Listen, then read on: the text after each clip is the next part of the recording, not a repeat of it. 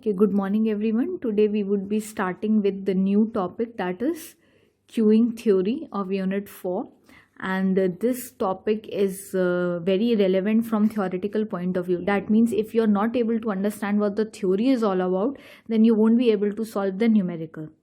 ठीक है, तो और पहले आपको ये करना है, जैसे मैंने अपने कॉपी में थ्योरी लिखी है वैसे ही you are suppose to write word to word in your copy with understanding.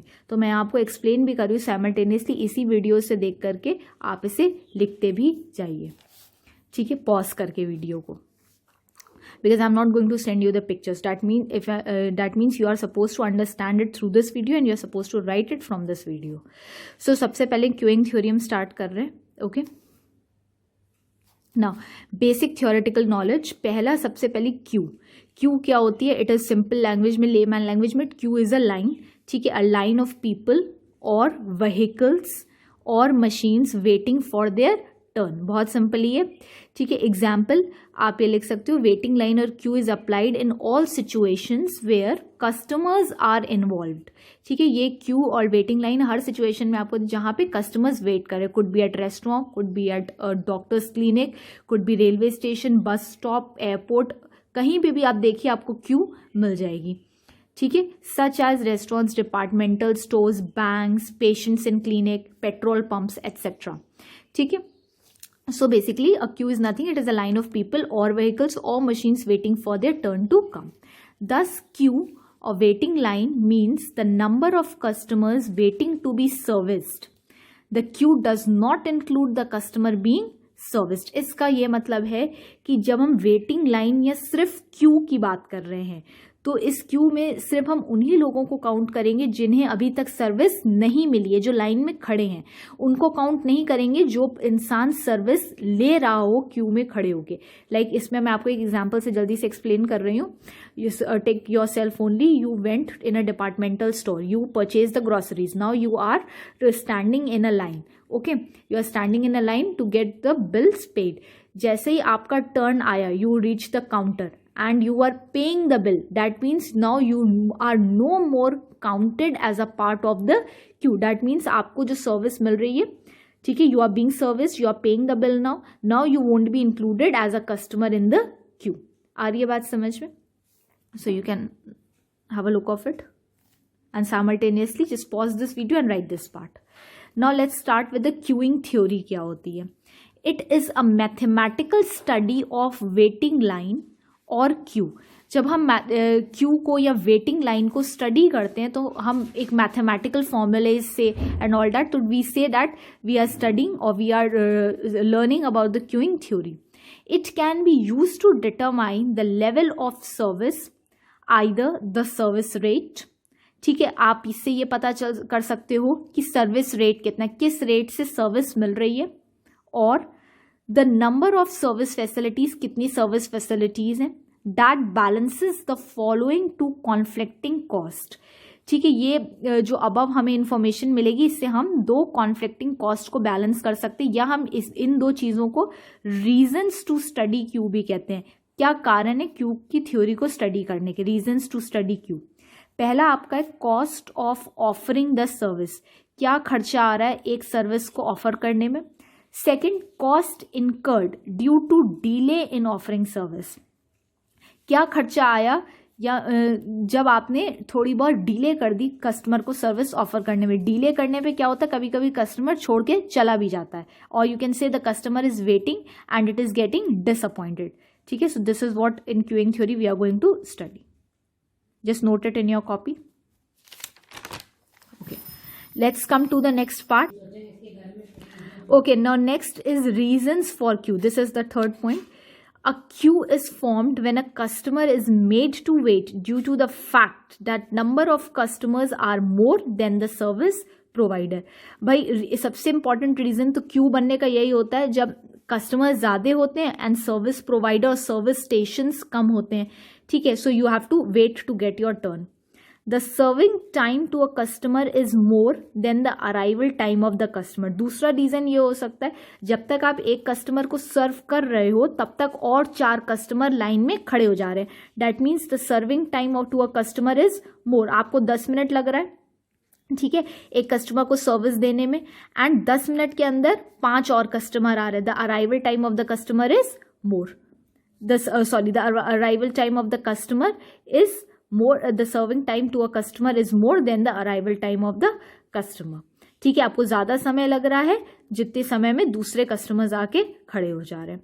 ठीक है ना, इसको मैं एक एग्जांपल से इस पॉइंट को आपको समझा सकती हूँ ना. There is a service provider. ठीक है, एक सर्विस प्रोवाइडर है, ओके, जो प्रोवाइड कर रहा है service to a customer in 10 minutes. 10 minute के अंदर वो एक कस्टमर को सर्विस प्रोवाइड कर रहा है.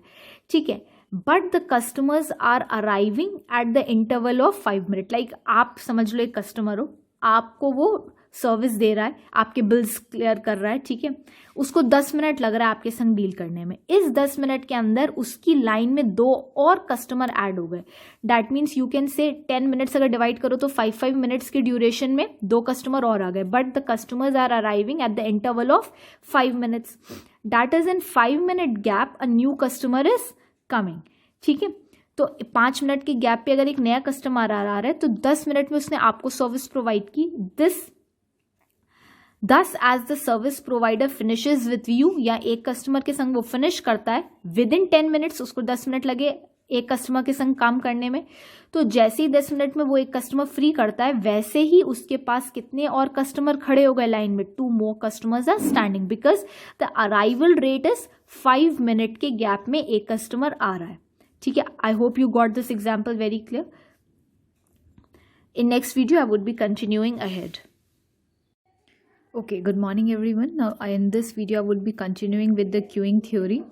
Okay, you are supposed to note it down in your copy everything of this theory because while we will be solving the numerical part, this theory is going to be helpful and it is helpful from examination point of view.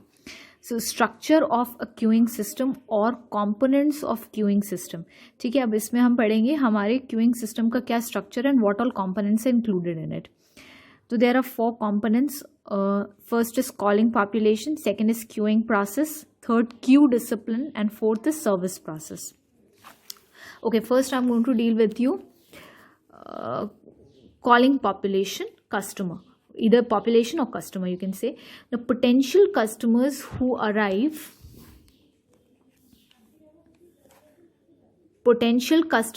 arrive to the queuing system is referred as calling population.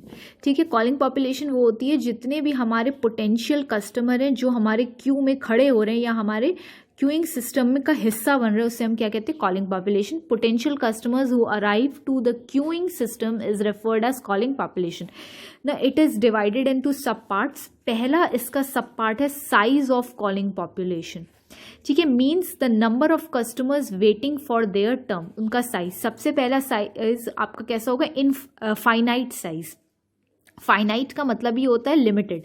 So if the probability of an arrival depends on the number of customers already in the system, bracket में in service plus in queue, the calling population is called limited और finite. इसका ये मतलब है कि जितने भी probability है कस्टमर के आने की, ठीक है, जितने भी कस्टमर्स के आने की प्रोबेबिलिटी है वो डिपेंड करती है जितने भी कस्टमर अभी हमारे पास हैं सर्विस सिस्टम में.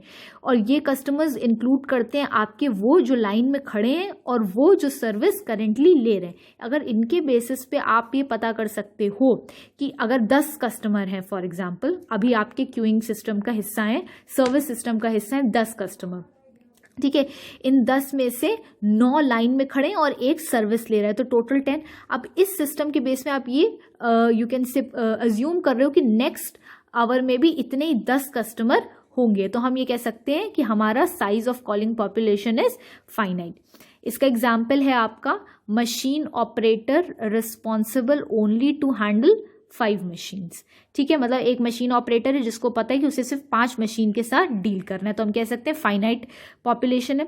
Salesman responsible to handle limited number of customer. एक सेल्समैन को का टारगेट होता है एक दिन में लाइक वो 15 कस्टमर्स के संग ही डील कर सकता है. So he will know that every day he is going to deal with only 15 customers. So इनके से the population is finite. Now infinite क्या होता है, if probability of an arrival does not depend on the number of customers. ठीक है, अगर हमारी probability of arrival और कस्टमर आने की प्रोबेबिलिटी इस पे डिपेंड नहीं करती कि अभी कितने कस्टमर हैं, does not depend on the number of customers already in the system, ठीक है, सिस्टम में दोनों आते हैं, ठीक है, who are standing in the queue और who are taking the service. The calling population is called unlimited और इनफाइनाइट, ठीक है। Example, infinite population are those open to the general public, ठीक है। अब like for example super market हो गया, ज़रूरी नहीं है कि फ्राइडे को सुपर मार्केट में 100 लोग आए तो सैटरडे को भी 100 लोग आएंगे, सैटरडे को हो सकता है वीकेंड है तो 500 कस्टमर्स आ गए। तो ये हम कह सकते हैं फाइनाइट पॉपुलेशन बेसिकली उन एरियाज में या उन जगहों पे आपको देखने को मिलेगी लाइक जो जनरल पब्लिक के लिए ओपन है, for example bank, supermarkets, restaurant etcetera. Now we will move to this. अब कॉलिंग पॉपुलेशन में फर्स्ट पार्ट मैंने ये बताया आपको कि साइज क्या था कॉलिंग पॉपुलेशन का, ठीक है। अब हम आते हैं बिहेवियर ऑफ अराइवल्स, ठीक है। बिहेवियर ऑफ अराइवल में सबसे पहले balking, BALKING, balking. Customers do not join the queue, ये वो कस्टमर्स को हम कहते हैं जो क्यू को ज्वाइन नहीं करते, either by seeing the number of customers already in the service system और by estimating the excessive waiting time. Balking उन कस्टमर्स के लिए रिकॉग्नाइज की जाती है जो दूर से ही देख लेते हैं कि लाइन बहुत लंबी है तो खड़े ही नहीं होते, और अदरवाइज वो ये एस्टिमेट कर लेते हैं कि जो वेटिंग टाइम, अगर वो क्यू में खड़े भी हो गए तो वेटिंग टाइम बहुत ज़्यादा होगा, so they do not become a part of the queue, they do not join the queue. Customers do not join the queue either by seeing the number of customers already in service system or by estimating the excessive waiting time. Next है आपका रेनेजिंग। रेनेजिंग RENEGING। रेनेजिंग क्या होता है? Customers after joining the Q, इसमें customers खड़े तो जाते line में, वेट फॉर सम टाइम, कुछ देर के लिए वेट भी करते हैं इन the Q, but leave before being served, लेकिन जब तक उन्हें सर्विस मिले तब तक वो लाइन छोड़ के चले जाते हैं। ऐसा हम भी अपने डे टू डे लाइफ में ये सारी चीज़ें प्रैक्टिस करते हैं। Last is jockeying, JOCKEYING। Customers move from one queue to another hopping और in a hope to receive service more quickly. Example आप इसका रेलवे बुकिंग विंडो पे देख सकते हैं, जहाँ पे 3 या 4 लाइनें होती हैं, ठीक है, वहाँ पे आप क्या करते हो, यू स्विच ऑन, जो लाइन सबसे ज़्यादा स्पीड में चल रही होती है आप उसमें जाके खड़े हो जाते हो। You just switch from one queue to another in order in hope that you will receive the service earlier, ठीक है। नेक्स्ट हमारा है patterns of arrival. So pattern of arrival क्या होता है? कस्टमर्स में अराइव इन बैचेस, ठीक है, एक साथ बैच में आते हैं, like such as the arrival of a family at a restaurant में आप देखिए 3 to 4 लोग इन अ फैमिली में आएंगे, और इंडिविजुअली आप अकेले भी देख सकते हो, such as the arrival of a train at a platform. Individual का एग्जाम्पल क्या है? प्लेटफॉर्म पे एक टाइम पे एक ही ट्रेन आ रहा है, ठीक है। तो कस्टमर्स में arrive in batches such as the arrival of a family at a restaurant, और दे में अराइव इंडिविजुअली। इंडिविजुअली में मैंने आपको ट्रेन का एग्जाम्पल दिया है एट अ प्लेटफॉर्म, और you can write another example if it is getting in your brain.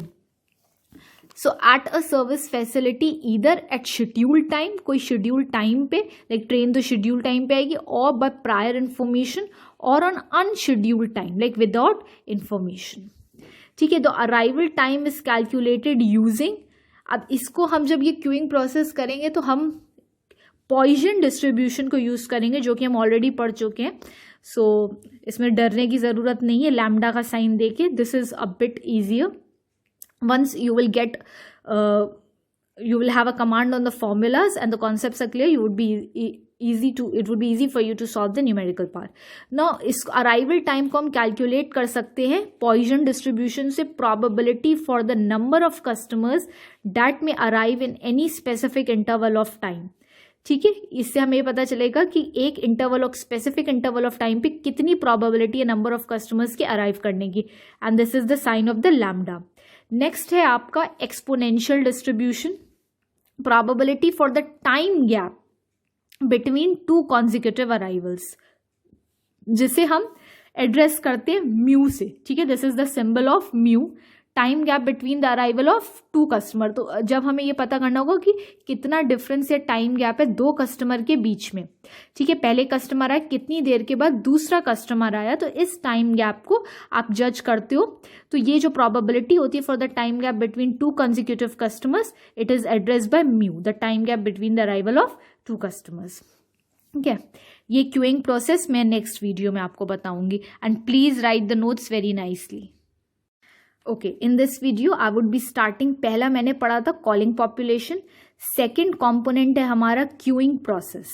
Now what is queuing process? Queuing process refers to the number of queues and their respective length, कितनी सारी लाइनें हैं और उस एक line या Q की कितनी लेंथ है। So queuing process refers to the number of queues and their respective lengths. Example, if in any department there is 1 service provider, सिर्फ एक ही इंसान है जो सर्विस प्रोवाइड कर रहा है, then only 1 queue can be form, तब उस सर्विस प्रोवाइडर के आगे या उसके काउंटर के आगे सिर्फ एक ही लाइन हो सकती है, only 1 queue can be formed. Okay, if in any department there are 3 or more service providers, 3 या 3 से ज्यादा सर्विस प्रोवाइडर है, तो हम ये कह सकते 3 है तो 3 काउंटर्स है, that means 3 queues can be formed, और even more, so more queues can be formed. Next, अब इसके अंदर सब पार्ट है फाइनाइट सोर्स क्यू। ठीक है, this is the first part under the second category. Queuing process के अंदर का ये फर्स्ट पार्ट है, finite source Q. Service is provided to limited number of customers because service system is unable to accommodate more than the required number of customers at a time. Finite source Q का ये मतलब होता है कि for example आप ले लीजिए एक सिनेमा हॉल, ठीक है, एक सिनेमा हॉल में बैठने की कैपेसिटी सिर्फ 200 लोगों की है, तो आपकी लिमिट क्या हो गई, 200 population can accommodate that service system at that specific time of 2 to 3 hours, जब तक मूवी चलेगी। ठीक है, service is provided to a limited number of customers because service system is unable to accommodate more than the required number of customers at a time. हम 200 से ज़्यादा, जब हमारे पास बैठने की कैपेसिटी नहीं है तो मैं 200 से ज़्यादा लोगों को एंटरटेन नहीं करूंगी।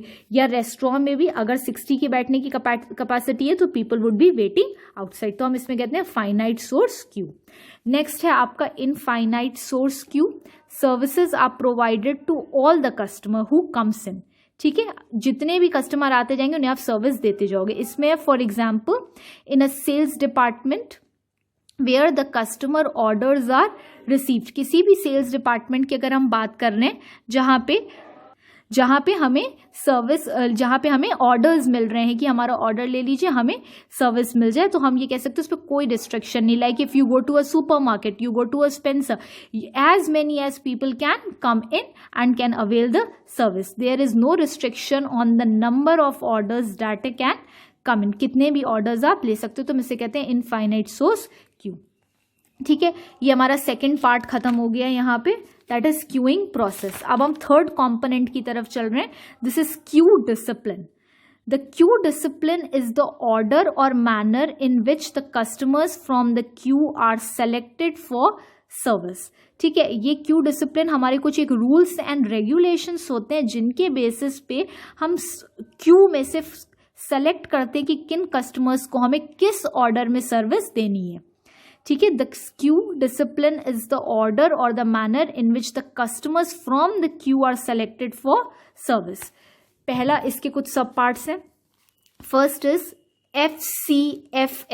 FCFS, first come first served. First come first served, if the customers are served in the order of their arrival, अगर आपका कस्टमर्स को आप ये रूल है कि आप सर्व करोगे जिस टाइम पे customer in the order of their arrival, then it is FCFS, that is first come first served. Example, prepaid taxi queue at airports where a taxi is engaged on first come first served basis. Like airports पे आप देख सकते हैं taxis already booked रहती हैं, prepaid रहती हैं, that means the moment the customer arrive या उसने पहले ही बुक कर ली तो आप पहले उसे सर्विस मिलती है।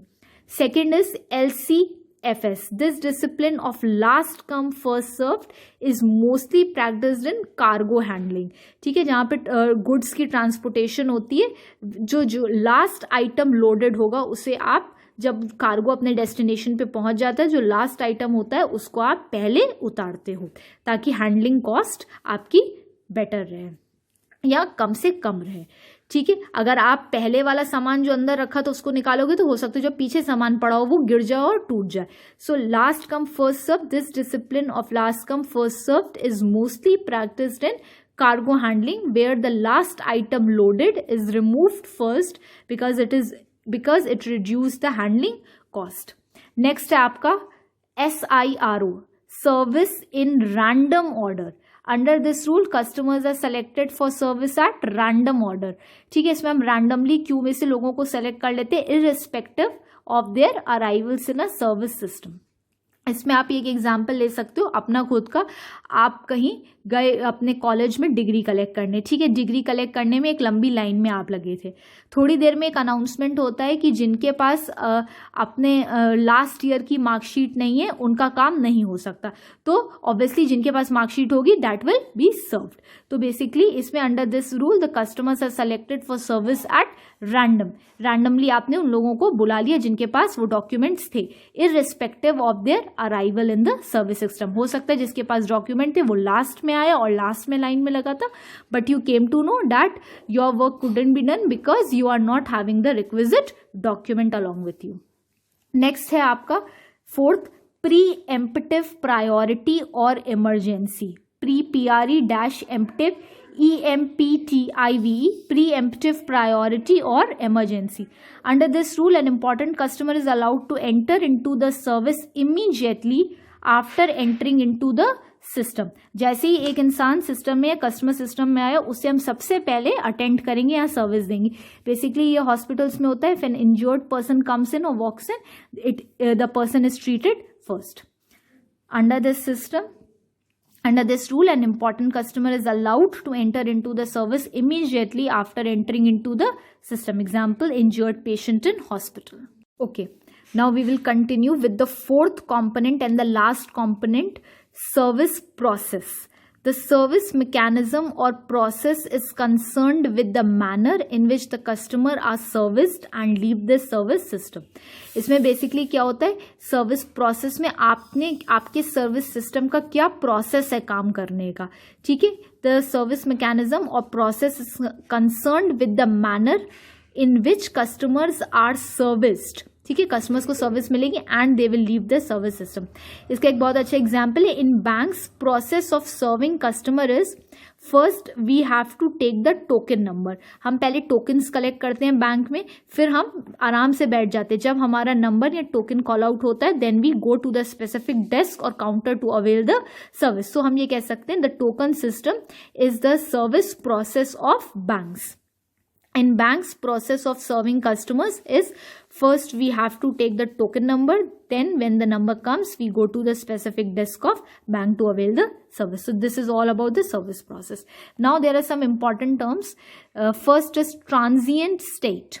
It is a starting or initial stage of a system.